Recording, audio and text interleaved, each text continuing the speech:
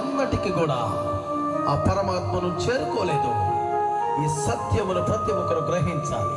బా అయ్యా, ఆయన ఎంతో ప్రేమ కలిగిన వాడు కనుక ఎన్నో ప్రమాదాలు సంభవించిన, ఎన్నో భయంకరమైనటువంటి అనారోగ్యాలు కలిగిన, ఎంతో భయంకరమైనటువంటి కష్టాలు, నష్టాలు, వ్యాధి బాధలు ఎన్నో మన మీదకి ఉప్పెన వలె వచ్చినా వాటన్నిటి నుండి ఆయన దేవుడు మనల్ని విడిపించి నిన్ను క్షేమాన్నిచ్చి ఈ విధంగా సజీవులుగా ఉంచి ఈ సన్నిధానంలో నిలబెట్టడానికి, ఇటువంటి విలువైన మాటలు నీకు మరలా మరలా వినిపించడానికి గల కారణం ఏంటో తెలుసా?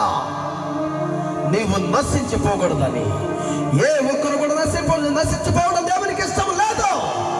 ఎందుకంటే ఈ భూమి మీద ఉన్నటువంటి మానవాళ్ళందరికీ కూడా దేవుడు ఆయనే. మానవాళిని సృజించిన వాడు ఆయనే. ఈ మానవాళిని రక్షించడానికి కూడా వచ్చినటువంటి ఏకైక రక్షకుడు యేసు మాత్రమే.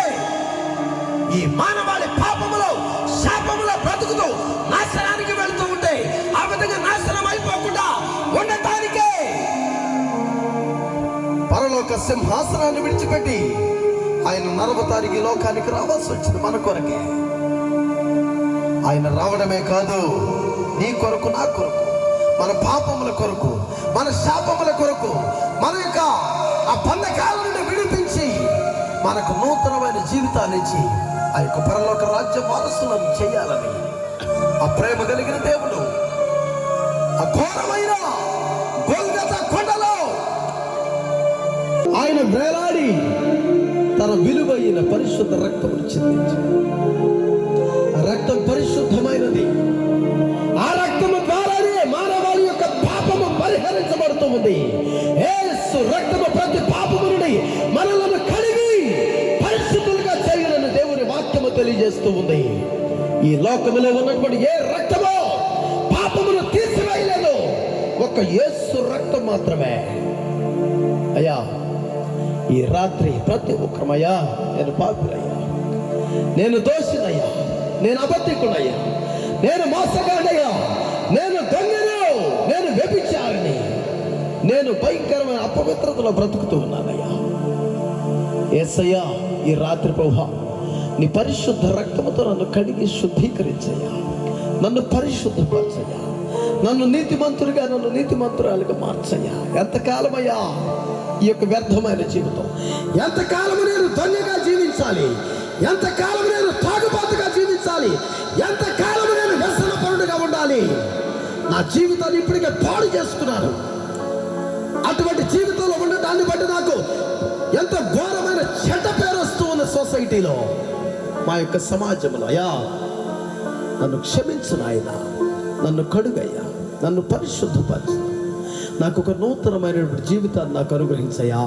తండ్రి, నిన్ను వెంబడించే భాగ్యములు దయచేతండి. ఎందుకంటే నిన్ను వెంబడిస్తూ ఈ లోకంలో నేను జీవిస్తూ ఉంటాయా ప్రభువా, నీవు నన్ను పరలోక రాజ్యానికి నడిపిస్తావయ్యా. యుగ యుగాలు సంతోషముగా, ఆనందముగా జీవించేటువంటి ఆయన ఆ పరలోక రాజ్యములో నాకు కూడా స్థానాన్ని అనుగ్రహించేటువంటి నమ్మదగిన దేవుడు ఆయన. అయ్యా తండ్రి, రాత్రి ప్రభువా నీ వాక్యాన్ని విన్నానయ్యా. తండ్రి, నా జీవితాన్ని నీకు అప్పగిస్తూ ఉన్నానయ్యా. ఎంతకాలం వ్యర్థమైన వాటన్నిటికి అప్పగించాను, వ్యర్థమైన అలవాట్లకు అప్పగించాను, వ్యర్థమైన మనుషులకు అప్పగించాను, వ్యర్థమైన వాటన్నిటికీ ప్రభువా ఈ జీవితాన్ని ఇచ్చేసారయ్యా.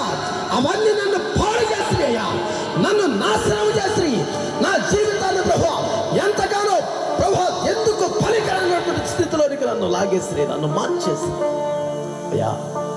ఈరోజు నేను ప్రభువా తెలుసుకున్నానయ్యా, నా జీవితం నేను తెలుసుకున్నానయ్యా, నీవు నన్ను ఎంతగానో ప్రేమిస్తూ ఉన్నావు. నేను తెలుసుకున్నానయ్యా ప్రభువా, దయచేసి క్షమించయ్యా. నీవిచ్చిన ఈ విలువైన జీవితాన్ని ప్రభువా తిరిగి నీకే అప్పగిస్తూ ఉన్నానయ్యా అనేటువంటి ఒక మంచి సమర్పణ కలిగి ఈ రాత్రి కొద్ది నిమిషాలు ప్రార్థన చేద్దామా? అయ్యా, మరి కొద్ది నిమిషాల్లో నేను నా ఇంటికి వెళ్ళిపోతాను, మీరు మీ ఇంటికి వెళ్ళిపోతారు. కానీ ఈ సమయం మళ్ళీ మనకు వస్తుందో లేదో తెలియదు. ఇటువంటి అవకాశం మళ్ళీ దొరకదో తెలియదు. ఇటువంటి మాటలు మళ్ళీ మనం వింటామో లేదో తెలియదు. ఇటువంటి ప్రార్థన చేసే అవకాశం వచ్చిందో రాదో తెలియదు. ఎందుకంటే కొన్ని వేల మంది నిద్రలోనే చనిపోతూ ఉన్నారట. తెలియనటువంటి పరిస్థితులు సంభవిస్తూ ఉన్నాయి, తెలియనటువంటి అనారోగ్యాలు సంభవిస్తూ ఉన్నాయి. ఎందుకు చనిపోతూ ఉన్నారో కూడా తెలియదు. జీవితం చాలా విలువైనది. మా అయ్యా, నిన్ను ప్రేమించి దేవుడు మరొక తరుణాన్ని అనుగ్రహిస్తున్నాడు. ప్రభువా, నాకు ఇచ్చిన మంచి సమయాన్ని బట్టి నీకు వందనాలయ్యా. మాకు ఇచ్చినటువంటి ఆయన ఈ తరుణమును బట్టి నీకు వందనాలయ్యా. మరొక మారు నీ వాక్యముతో నన్ను హెచ్చరించినందుకు నీకు వందనాలయ్యా. ప్రభువా, ఇదిగో నీ మాటలు విన్నాను, నీ మాటలకు నేను లోబడ్డాను. నా జీవితాన్ని ప్రభువా నీకు అప్పగిస్తూ ఉన్నానయ్యా. ఇక్కడ నుండి ప్రభువా, ఈ జీవితం నాది కాదు ప్రభువా, ఈ జీవితం నా నాయన, ఈ జీవితం మీద నాది కాదు అధికారము, నీ అధికారమునకు నాయన నా యొక్క జీవితాన్ని అప్పగిస్తూ ఉన్నాను. నన్ను నేను అప్పగించుకుంటూ ఉన్నానయ్యా. ధనవంతుడు విస్తారముగా ప్రతిరోజు సుఖించనని ప్రభువా నీ వాక్యాన్ని విన్నా. కానీ ఈ భూమి మీద బ్రతికినంత కాలం ఏ సుఖము లేకుండా భయంకరమైన పరిస్థితుల్లో బ్రతికినటువంటి లాజరు మాత్రం నాయన నిన్ను కలిగిన కారణాన్ని బట్టి, తన భక్తి జీవితాన్ని బట్టి, తన ప్రార్థనా జీవితాన్ని బట్టి తండ్రి నీవు పరలోక రాజ్యమునకు ఆ యొక్క వ్యక్తిని చేర్చుకున్నావు. ఈ భూమి మీద ఉన్నటువంటి సమస్తమును సంపాదించుకున్నటువంటి సుఖపడుతూ జీవించినటువంటి ధనవంతుడు మాత్రం అన్నిటినీ సంపాదించుకున్నాడు, కానీ సంపాదించుకోవాల్సినటువంటి నిన్ను మాత్రం విడిచిపెట్టేశాడు. ఆ ఒక్క కారణము చేత యుగ యుగాలు యాతనకరమైనటువంటి ఆ స్థలానికి వెళ్ళిపోయాడు. నిత్య నరకాగ్నికి వెళ్ళిపోయాడయ్యా. ఆ వ్యక్తి ఆ నరకాగ్నికి వెళ్ళటం నీ చిత్తము కాదు, కానీ ఏ నాడు కూడా ఆ యొక్క వ్యక్తి గుర్తించలేకపోయాడు. లాజరు ఏం చేస్తూ ఉన్నాడు? లాజరు ఎవరికి ప్రార్థన చేస్తూ ఉన్నాడు? లాజరు ఎటువంటి ప్రార్థన చేస్తూ ఉన్నాడు? ఏ నాడు కూడా ఆ యొక్క వ్యక్తి తను విన్నట్టుగా లేదు. ప్రభువా తండ్రి, ఈ రాత్రి నాయన నీ మాటలు విన్నాం. నీ మాటలకు ప్రభువా మా యొక్క హృదయాన్ని అప్పగించాం తండ్రి. నీ మాటలకు నాయన మేము లోబడి మా జీవితాలను అప్పగించామయ్యా. నీ కొరకు ఈ లోకంలో జీవిస్తాం. ఎందుకంటే మా జీవితం ఎప్పుడు ముగిసిపోతుందో తెలియదయ్యా. ఇప్పటికే